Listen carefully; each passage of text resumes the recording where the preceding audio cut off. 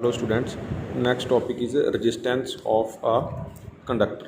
Basically, resistance of a conductor is its property to oppose the flow of the electric current through it.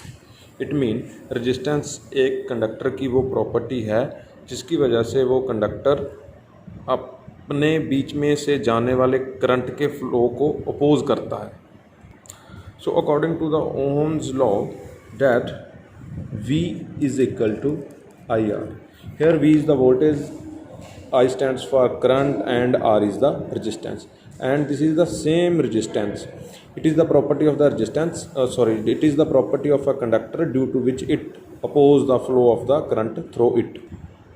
Now the formula of resistance is V by I. This is the simple formula of resistance. Now units SI units of resistance is ohm. SI units of resistance is ohm.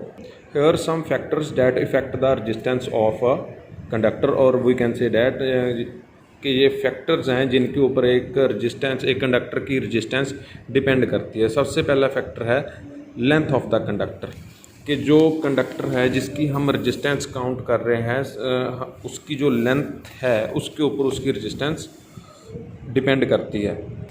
So resistance of a conductor is directly proportional to the length.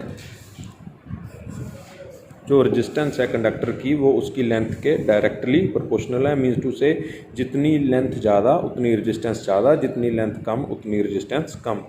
दूसरा factor है area of cross section of the conductor. जो resistance है conductor की वो area of cross section के inversely proportional है.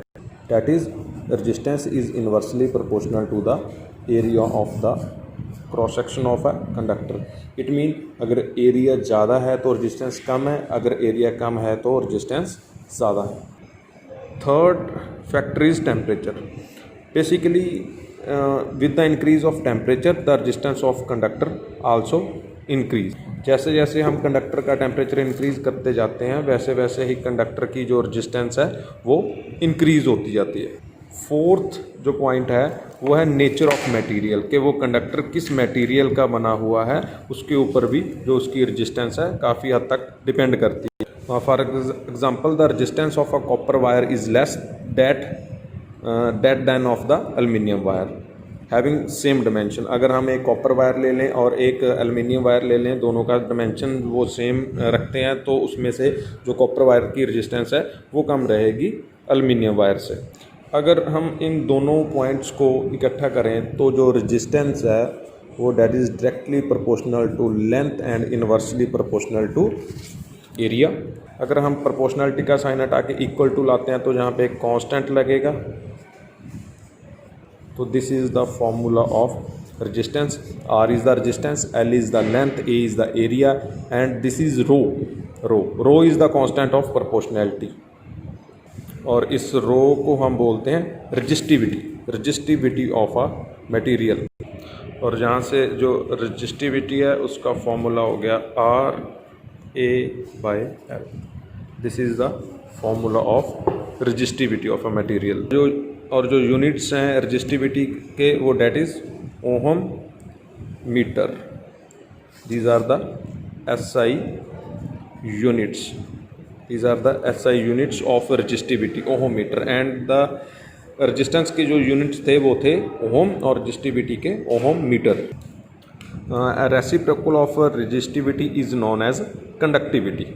जो resistivity का रेसिप्रोकल है उसे हम कंडक्टिविटी बोलते हैं.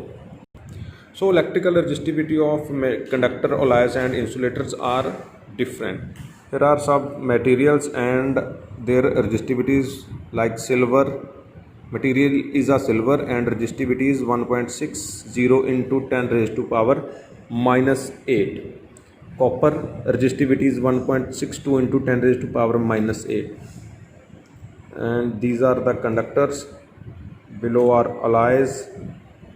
इनकी जो रजिस्टिविटी है वो डिफरेंट होती है कंडक्टर से.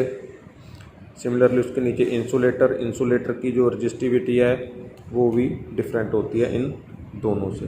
सो कंडक्टर, इंसुलेटर, इन सब की जो रजिस्टिविटी है, दैट इज़ डिफरेंट।